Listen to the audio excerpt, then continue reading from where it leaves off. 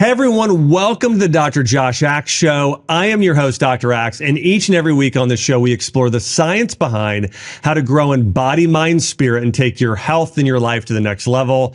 On today's episode, I'll be talking about how to do a sugar detox. By the way, this was one of the breakthroughs that allowed myself and people like my own mom who beat cancer to experience just a new profound health in our life. And so this is one of the most important things I could go through. And I'm going to go through some really, really interesting things regarding where sugar is hidden, what the best sugar substitutes are. I'll talk about the truth about stevia and honey and other sweeteners out there as well. Before I do that, though, make sure to subscribe to this channel and hit the notification bell so you don't miss a single episode.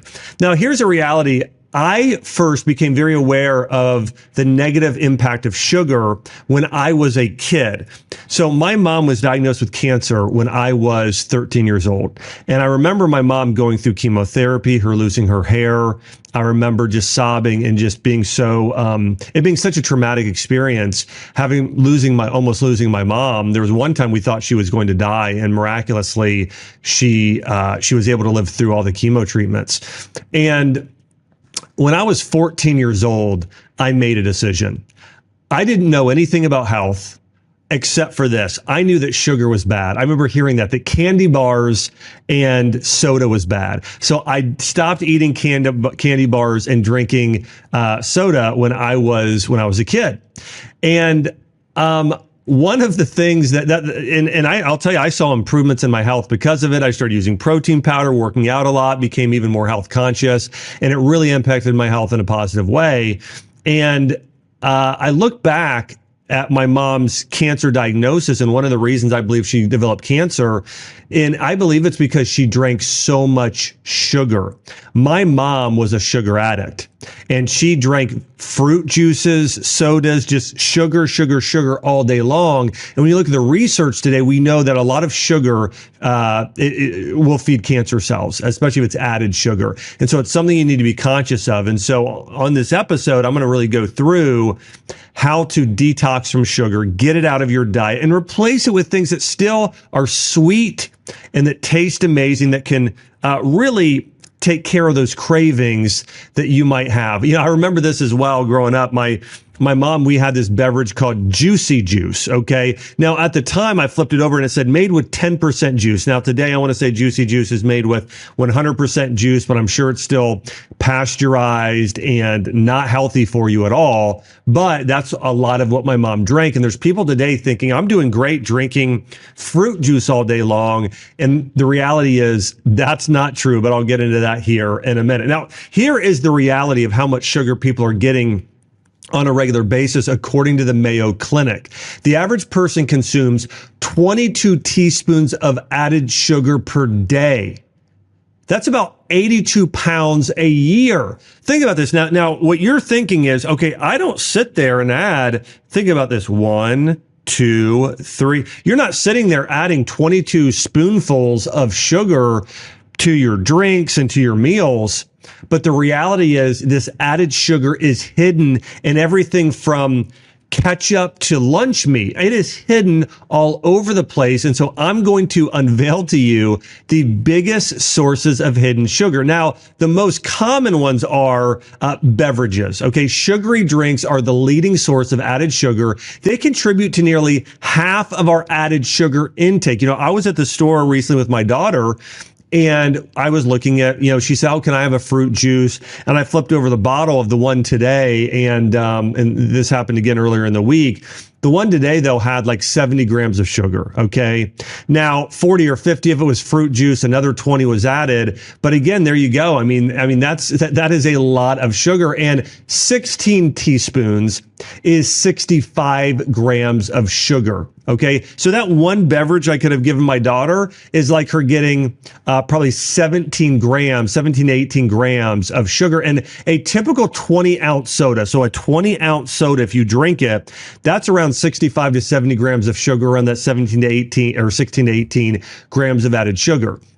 So if your kids have just one soda a day, or if you have one soda drink a day, you're getting almost that in that one drink. Now, the other one is foods and desserts. Desserts, sweet snacks, that's about 20%. Soft drinks, 16%. Coffee and tea, about 11%. Candy, 9%. Listen, that coffee and tea, I mean, that is one of the largest sources of our added sugar today. It's very, very high. And when I get into the information here about Starbucks and how much sugar they add to those drinks, your mind is probably going to be blown. At least mine was. Okay. Here are the products that have on average, the largest amounts of sugar added. Number one, breakfast cereals, on average between 20 to 40 grams per serving. Now, here's the other crazy part. That's per serving. And it may say per serving on a bowl of cereal, maybe that's say 15 grams of sugar. But if you look at a serving size, it's like maybe even a half a cup on some of them. Most kids are doing at least one, if not 2 cups of breakfast cereal. If you look at actually how much is in there, I know as a kid, I would go back and get thirds of breakfast cereal. I was getting over 100 grams of sugar or carbs and probably over 50 grams of sugar per breakfast cereal, not to mention adding skim milk. That's more sugar. And so it's added in breakfast cereals, typically 12 to 40 grams per serving. Yogurt, 20 grams per serving. Granola bars, 7 to 20 grams. Salad dressings, on average, 6 grams. Pasta sauces, 12 grams. Instant oatmeal, 12 grams. Canned soups have an average of 12 grams of added sugar per serving. Breads, 3 grams per slice. Smoothies and juices, of course, I mentioned this, 40 grams per just 12 ounces. Protein bars, 20 grams per bar. And condiments, specifically barbecue sauce, has 16 grams per 2 tablespoons. Now, when I use barbecue sauce, I'll do more than just a flat tablespoon. I mean, I probably do 6, 8 tablespoons, maybe possibly of some condiments. And it's hidden in ketchup as well. So if you're wondering where your sugar is coming from, this is just a few, not to mention other packaged foods. Even candy bars aren't even on this list. Desserts like chocolate aren't even on this list, but these are some sources of added sugar. And I want to share with you a patient story. I had a patient come in, her name was Miriam, and she had hypothyroidism, was overweight. She'd be getting these vitamin B12 injections, and she was just, her health was a mess. And when she came in to see me, I had her fill out a diary of what she was eating on a daily basis. And then I went back and I said, hey, would you do this a second time? And I want you to write down not only what you're eating for breakfast, lunch, and dinner, but also if you're having any snacks, any beverages. And she wrote down that she went to Starbucks twice a day. Okay. And I asked her what she got. And she mentioned, oh, I drink Frappuccinos. Well, when I went and looked at her diet, she was doing a smoothie for breakfast with a lot of fruit, and she would add in fruit juice, apple juice to her smoothie. She was doing 2 Frappuccinos a day, and then she was doing bread and other things. I mean, I calculated she was doing not 22 teaspoons, but closer to 50 teaspoons of added sugar per day, and probably close to 200 grams of sugar per day. Not to mention all the other carbohydrates, over 1,000 calories probably worth of carbohydrates a day. And I put her on a program where the biggest thing we did is we cut out all added sugar. Now, she still ate fruit. She still got some natural sugars and sweeteners. She still did honey, but we cut all that out. And she lost about 20 pounds in 2 months, was able to get off the vitamin B12 injections. And over time, over the next several months, we reversed her hypothyroidism and she was off all medications, including Synthroid. And that's the power of getting off sugar. I mentioned my mom earlier. My mom, the biggest step in reversing her cancer, which my mom did, reversed it naturally. The second time she got it, the biggest step we took was we got her off the added sugar. Again, I'm not talking about fruit or raw local honey. I'm talking about all of the added sugar we get in our diet, and it's so toxic to our bodies. Now, I want you to check this out. This is the sugar content found in Starbucks Frappuccinos. If you just got a coffee Frappuccino, on average, it's 45 grams of sugar. Now, if we move down this list and continue on to the bottom, listen to these numbers. A peppermint mocha A lot of times people get this white chocolate mocha, peppermint mocha, or even a matcha creme. Think about this matcha. Everybody knows matcha is healthy. Well, a matcha creme a matcha drink at Starbucks has 61 grams of added sugar. Peppermint mocha, 63 grams. Cafe vanilla frappuccino, 63 grams. Pumpkin spice frappuccino, their most popular frappuccino every fall, 65 grams of sugar. And their peppermint white chocolate mocha, probably their most popular Christmas beverage, 73 grams of added sugar. That right there is close to that 22 teaspoons of added sugar per serving that the average person gets per day in their diet in one single drink. These beverages will destroy your health. The problem is that sugar has so many side effects that we don't realize. Now, listen, it's not just frappuccinos. It's also their eggnog latte that has 56 grams of sugar. Their hot chocolate, their fudge hot chocolate, that has 54 grams of added sugar per serving. It's like eating donuts there. And so it's absolutely nuts when we look at the amount of sugar. Now, here is why sugar is so damaging to our bodies. Number one, it causes inflammation. A study published in the American Journal of Clinical Nutrition found that consuming 50 grams of even fruit sugar per day, 50 grams of fructose daily for 10 weeks, increased inflammation markers like C-reactive protein by 24 to 34%. Another study that was done on, and so number one, sugar causes inflammation. Number two, it causes insulin resistance. A study done in the medical journal Diabetes Care found that if you consume sugary drinks for just 6 months, I'm talking about one drink a day, okay, one sugary drink for 6 months, it resulted in a 20% increase in insulin resistance in overweight individuals. Number three, it causes candida and bad bacteria overgrowth. A study found that it also increases your risk of other infections. And so if you consume a lot of sugar, it weakens your immune system. You have candida, bad bacteria overgrowth. It's also linked to SIBO, known as small intestinal bacterial overgrowth. This will also keep you from absorbing and digesting your vitamins and minerals. So not only is sugar bad for insulin, not only is it inflammatory, it also causes bacterial, fungal, and microbial overgrowth. Number four, it causes weight gain. A study published in the prestigious New England Journal of Medicine found that regular consumption of sugary beverages caused a dramatic increase in weight gain. In fact, in one study, people who drank sugary drinks gained on average 1 pound more than those who did not over a 4-year period. And that's actually significant when you start compounding these numbers over time. Also, it's hard on cardiovascular health, higher cholesterol levels, increases your risk of developing type 2 diabetes. Just one sugary drink. That's it. Listen, one sugary drink. By the way, that could be one fruit juice a day. 26% higher risk of developing type 2 diabetes. Also, listen, here's a big one for men out there. Low testosterone. By the way, I shouldn't just say men, because a lot of women also have imbalanced testosterone, which is causing them to have low energy and hormonal issues.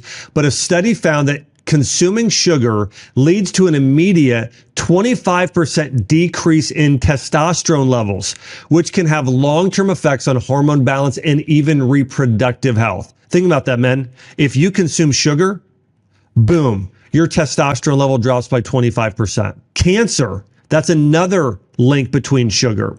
High sugar intake has been linked to an increased risk of certain cancers. In fact, one medical journal found that if you drink, again, going back to one sugary drink a day, okay, that's on average, you're drinking sugary beverages, have a 23% greater increased risk of breast cancer, which is exactly what my mom had the first time she was diagnosed with cancer. Here's another big one. Hypothyroidism. Studies have shown that insulin resistance is associated with altered thyroid hormone levels, particularly a decrease in TSH sensitivity. This means that people with insulin resistance, so if you eat sugar, that infects your insulin. Your insulin then impacts your thyroid hormones. And so what now you have lower levels of T4, which then you can't convert as much to T3. And so we see in this study that when you have those blood sugar spikes, that affects insulin, which then affects your thyroid hormones, increasing your risk of hypothyroidism. Another side effect of sugar is it's an immune system suppressant. A study published in the American Journal of Clinical Nutrition found that consuming 100 grams of sugar, that's the equivalent of 2 cans of soda, significantly reduced the ability of white blood cells to engulf and destroy bacteria for up to 5 hours after consumption. This suppression lowers the body's ability to fight off infections. Now, it's not just 2 sodas a day or 2 sugary drinks a day. It's any sugar that's added. Added sugar keeps your body from being able to fight off things like COVID or Lyme disease or parasites or any type of viral infection. You know, if you hate being sick, you get the common cold or flu and you're sick for a week, you maybe could have cut that time in half if you had not been eating sugary beverages all year, even the Starbucks beverages. So it's important to understand this. By the way, a study proves this. There's another medical journal that found that consuming high amounts of sugar, people that have more sugar in their diet, were 30% more likely to develop infections compared to those with low sugar intake. And another study found if you have sugar in your diet, added sugar, it takes those people 40% longer to recover from common colds and flus compared to those with a low sugar consumption diet. You have it right there. So next time you're not feeling well, no, if you just wouldn't have eaten as much sugar, you would have been better. Now, here's the great thing. You can still get sugar in your diet. It just needs to be from fruit and honey and other natural things I'm going to talk about here in just a minute. I'll go through the swaps and exactly what to do. Now, you might be thinking to yourself, you know what? Here's the reality, Dr. X. I don't want to eat the sugar. However, I crave it. I have ups and downs in terms of my mood. I find myself just buying things and eating it, and to deal with emotional turmoil, to deal with stress. And by the way, that's a reality. In fact, there are studies that show that when you get in a stressed out state, and it could be from work stress, family stress, whatever it is, and you get stressed, your body starts releasing the stress hormone cortisol, and that hormone then elevates insulin. But basically what it does is it gives you cravings for high energy foods. Remember, your body now, cortisol's high, your body's in a fight or flight response. So your body thinks, I got to fight somebody or I've got to fly away. So I need energy. So then your body starts saying, okay, I need sugar, I need fat, according to a Harvard study. And so you start to crave sugar and sweet and fatty foods. Okay. You crave pizza. You crave ice cream, especially. I mean, I think about all the, romantic comedy movies growing up where somewhere at the beginning of the movie, the girl is, drowning her sorrows in a tub of Rocky Road ice cream until the spoon hits the bottom. And that's part of what happens. There's a bad breakup, and then eventually they find the love of their life, right? So I'm sharing this sort of storyline of most romantic comedies out there. But again, there's always a scene in the movie where they're eating ice cream. And so, but why? Because it's sweet and it's fatty, right? It's sugar and fat. That's what your body craves when you get in that. You feel unsafe, unprotected, or you're going through emotional stress. And really it's comfort eating, right? And another thing that happens when you immediately taste sugar, your serotonin levels increase. And so you feel better for that short period of time. However, later on, you feel even worse about yourself, right? And so those are some of those issues that happen. So obviously there's a hormonal connection between cortisol, serotonin, insulin that's causing us to crave sweets on a regular basis. Now, one of the good things is if you can lower your stress levels, you can start to reduce your sugar cravings, and that will help. And so going for a walk, if you are in that state where you are stressed and you feel like, okay, I'm going for the sugar, here's what I recommend doing first. Go on a walk. Go on a walk, take some deep breaths, maybe talk to God, talk with a best friend, whatever it is, and then get back and make a decision. Okay. And no, this craving I'm having right now, it's not that my body actually needs this or that it's going to fix anything. It's my hormones talking to me. And if I go on a walk or if I have a piece of dark chocolate instead or something else, that's going to be a better decision. And that's going to help. But getting your body out of that stress state will actually start to lower those cravings for sugar. So take a walk, read a book, do lunch with a best friend, go on a date night, do your favorite hobbies. But do anything you can to get rid of the sugar. And if not, then find a healthy replacement and a swap that can help you. Now, one of the swaps you do not want to make for sugar are artificial sweeteners like aspartame and sucralose. In fact, studies have found that they have a negative impact on our cardiovascular health, increasing risks of things like stroke and coronary artery disease. It also may increase the risk, aspartame specifically, of certain types of breast cancers. Also, we know artificial sweeteners may have a negative impact on our gut microbiome. A study published in the Journal of Nutrition Reviews found that sucralose and aspartame negatively affect the gut microbiota. The study indicated that these sweeteners could alter gut bacteria composition, which could increase our risk of diseases like diabetes and weight gain. Now, by the way, there are some different views on this. There are some studies that show that potentially artificial sweeteners may not be that bad for us. But I really think that common sense is the way to go here, that thinking of that something that is a chemical made up in a lab is going to be healthy for you long term. The reality, it's not. And when there's natural alternatives that are much healthier, like monk fruit and stevia and allulose and others I'll cover, you're much, much better off doing those instead. I also believe, according to some published studies, that there are some neurotoxic effects of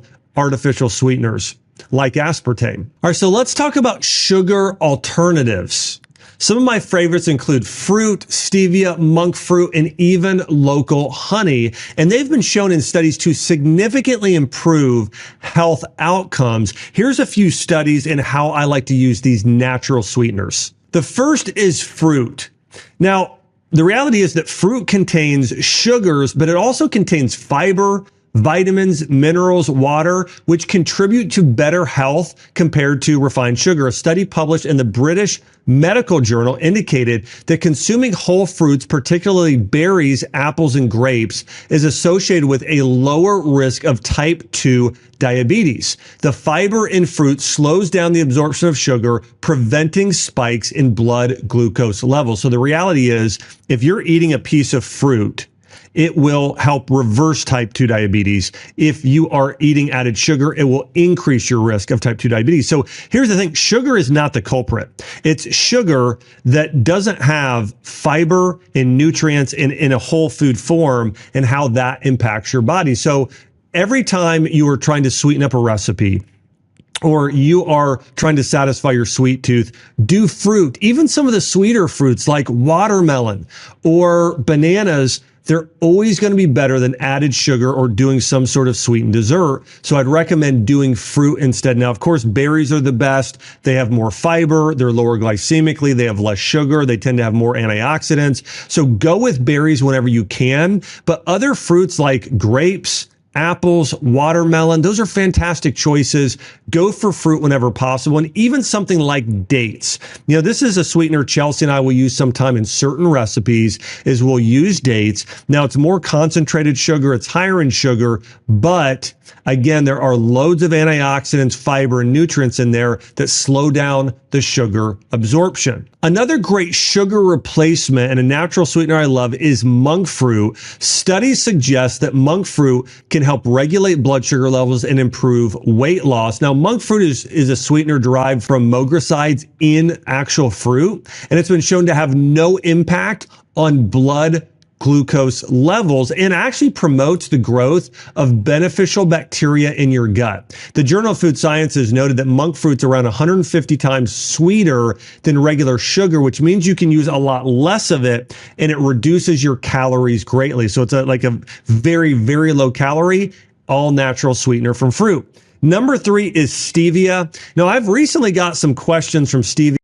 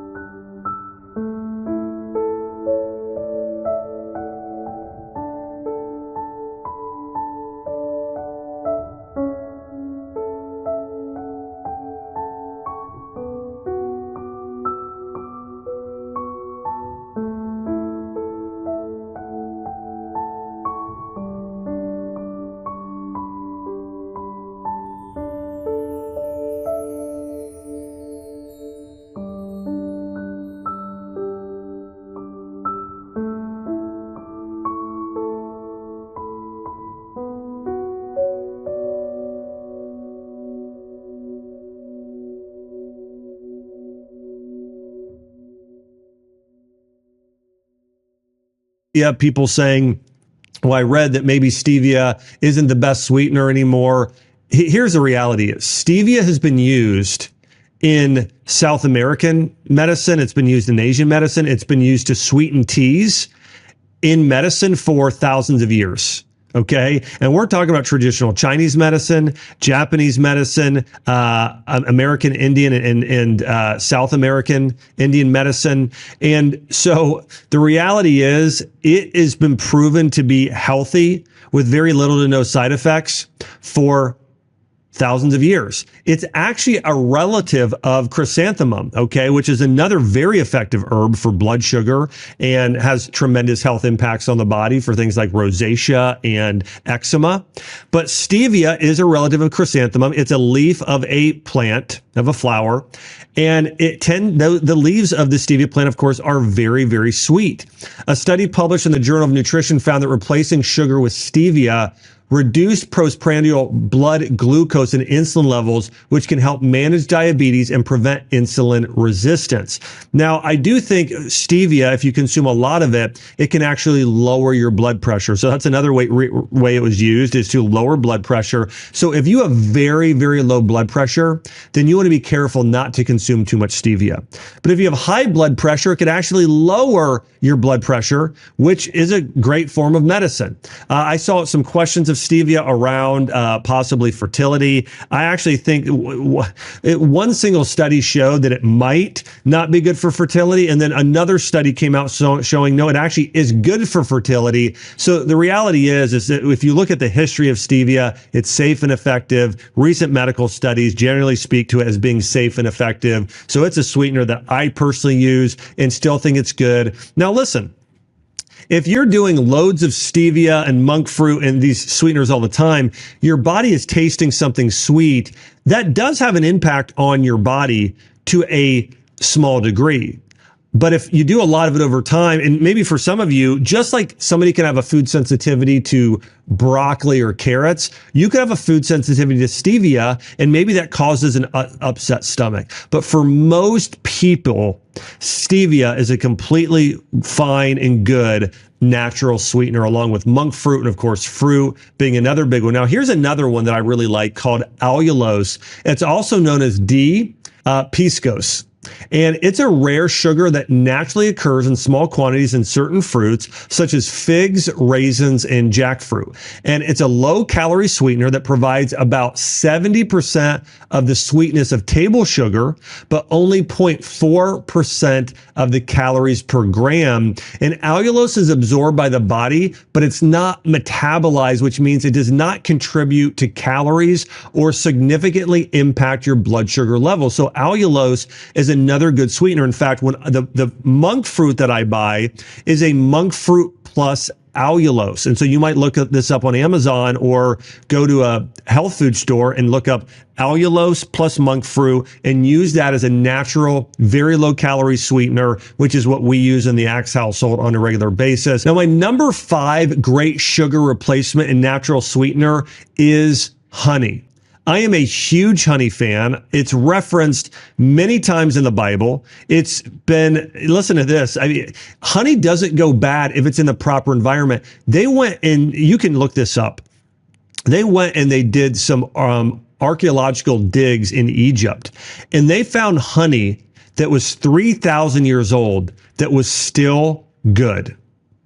That's amazing. This is also why it's one of the top longevity foods. It keeps things from going bad. Honey as well, even though it has a significant amount of sugar, it also contains a significant amount of vitamins, minerals, hydrogen peroxide, and other bioactive compounds that allow it to act as a medicine and also allow it to be absorbed more slowly in your bloodstream. Studies have shown that consuming, by the way, I do want to mention this. I'm talking about raw, local honey or manuka honey that's raw. That's the sort of honey I'm talking about. If you're buying filtered honey that's processed, it is more like sugar. Okay. So when you are consuming honey, you want to make sure it's raw and local. You can actually do a water test with this. If you have water and you put in honey and it just dissolves, that's filtered honey. It's not the good stuff. If you put honey in a glass of water and it sinks to the bottom and kind of stays as one, that means it's typically not pasteurized, it's not heated, it's not filtered. It's a better type of honey. That's what you want to look for, and that's known as the real honey water test.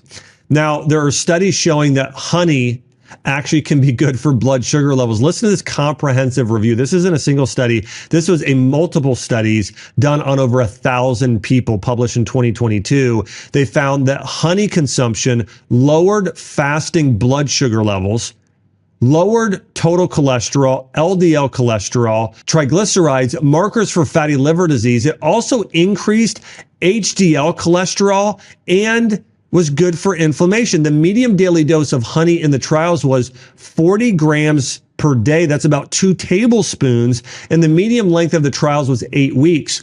Raw honey, especially from monofloral sources like acacia or clover, drove many of the beneficial effects observed in the study. So basically this, up to 2 tablespoons of honey a day can lower your bad cholesterol, lower triglycerides, reduce liver inflammation, and balance your blood sugar. It's amazing. So anytime Chelsea and I are doing recipes today, we tend to do raw local honey as our number one sweetener. If we don't use that, or in combination with, we'll use that monk fruit allulose blend, or we'll use some fruit or dates. That's what we use in all of our recipes. When we make sourdough pancakes at home, we use raw local honey. If we're making waffles, if we're making crepes, if we're making something sweet, such as, I'm trying to think. Chelsea made something last week. Oh, she made cinnamon rolls with the sourdough, and we used honey in that, and we actually mixed some dates and some cinnamon in there. So anyways, there are natural ways, natural alternatives to sugar that you should do instead. I want to mention something else. Using herbs like pumpkin pie spice also can add some sweetness to your recipes. So I think that's another good option to consider. Now, I want to mention this about honey, okay? According to Proverbs 25:16, it says, if you find honey, eat just enough, not too much, or it can make you vomit, okay? So here's the thing about honey. Remember this. Eat some, but not too much, right? Don't be eating, like drinking a cup of it. 2 tablespoons a day total? Great. That's a great sugar replacement that is going to be great for your body. But don't have too much sugar, okay? In moderation still. Now, I want to talk about other ways to start to reduce your sugar cravings, and one is what I call the power of sour via probiotic-rich foods.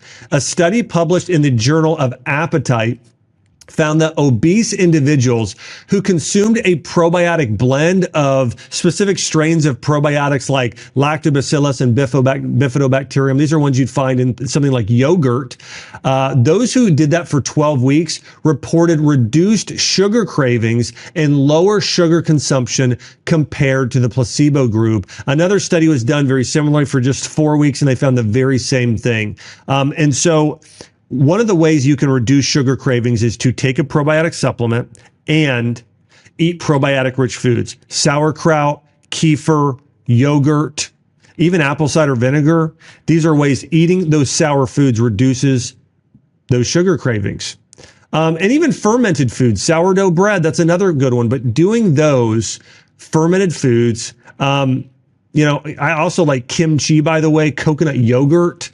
These are all good options. They also, one of the things that happens is when you have candida, that yeast in your gut will start to signal that it wants sugar to feed off of. So that's part of why you get these cravings. I mentioned hormones earlier, which is a big one. But in addition to hormones, it's your gut health. And if you have a lot of candida and microbial overgrowth in your gut, it will tell your body, give me sugar. But sour foods that have good probiotics will help start to kill off some of the candida and the bad bacteria in your gut, which is one of the big reasons it helps. Now, it's not just probiotic-rich foods, just generally sour foods help.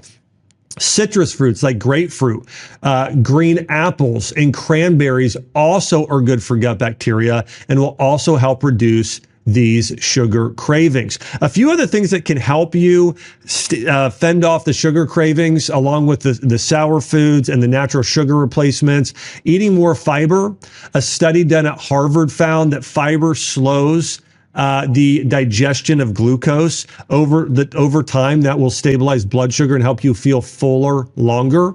Another study found that ideally you want to be consuming about 35 grams of sugar a day. You want to do a lot of fruit, a lot of vegetables, things like beans, nuts and seeds, whole grains. Getting fiber that way will allow you to consume less sugar. Now listen to this other amazing study that talks about eating a fiber-rich diet versus taking something like Ozempic, okay? Research shows that fiber-rich foods delay gastric emptying and enhance satiety hormones such as peptides, YY and PYY, which helps to suppress appetite and reduce cravings for high sugar foods. Now, fiber helps your body do this naturally, where drugs like Ozempic and Wegovy do it unnaturally. So Ozempic causes gastroparesis. It slows your gastric emptying, but it also causes you to lose muscle mass and causes nutritional deficiencies, where fiber does the opposite. It increases the absorption, increases the production of good bacteria, and causes you to lose weight. So if you truly want to lose weight the healthy way, increase your fiber. In addition, you want to increase your protein consumption. Studies have shown that if you increase the amount of protein you're eating, it allows you to feel more full and allows for more loss of body fat. And what you want to do is you want to take your body weight, cut it in half, and consume at least that in protein daily, okay? But typically a little bit more. So if you weigh 150 pounds, you want to consume about 100 grams of protein a day. Let's say 30 grams per meal would get you pretty close to that number. In addition to fiber and protein, drink more water. That by simply increasing the amount of water you drink by drinking 1 to 3 cups more daily, it reduced your average calorie intake by around 70 to 200 calories daily, and specifically lowered mostly your consumption of sugar, sodium, and saturated fat. So remember this, eat more fiber. That's going to be vegetables and berries primarily. Eat more meat and protein powder and things like bone broth. And then drink more fluids and eat more hydrating foods like watermelon and fruits as well. That's going to help you fend off these cravings. Now, I want to go into the nutrients that will most help you curb sugar cravings and help balance out your blood sugar levels. The first is chromium. Chromium is a trace mineral that has been shown in studies. Actually, it's found in the highest levels in broccoli, but you want to do about 200 micrograms 3 times daily. That in studies have been shown to reduce sugar cravings. Magnesium, about 300 to 500 grams daily. You can find magnesium naturally in dark chocolate. So if you have that craving coming on by 70+% dark chocolate, which will also give you magnesium, which will help lower your sugar cravings, but you could also do around 300 to 500 grams of magnesium a day. Zinc helps, okay? Now you're going to get zinc via eating red meat, poultry, wild fish, beans, nuts and seeds, especially pumpkin seeds. So you could make a trail mix with pumpkin seeds, okay, and dried fruit like raisins, and snack on that instead, which will help satisfy your sweet tooth and also reduce those sugar cravings. Also, B vitamins are critical. I would recommend taking a B vitamin supplement or a liver supplement that has B vitamins on a regular basis to help curb those cravings. That's one of the first things that goes, by the way, if you consume excess sugar, it will start to leach B vitamins out of your body. So this is where taking a B complex or a multivitamin or a multi-organ or liver supplement will help you get more of those B vitamins. There are also other herbs that help with blood sugar control. Gymnema sylvestre helps. Also, as I mentioned, increasing your protein powder consumption. Do bone broth protein, do collagen, do plant protein, do organic sources of protein, get more fiber, do probiotics, do cinnamon or pumpkin pie spice as an herb. What I'd recommend, if you're doing a smoothie in the morning, add at least 1/4 teaspoon of pumpkin pie spice to that smoothie. That's going to help balance out blood sugar, reduce cravings. Also, herbs like fenugreek are good.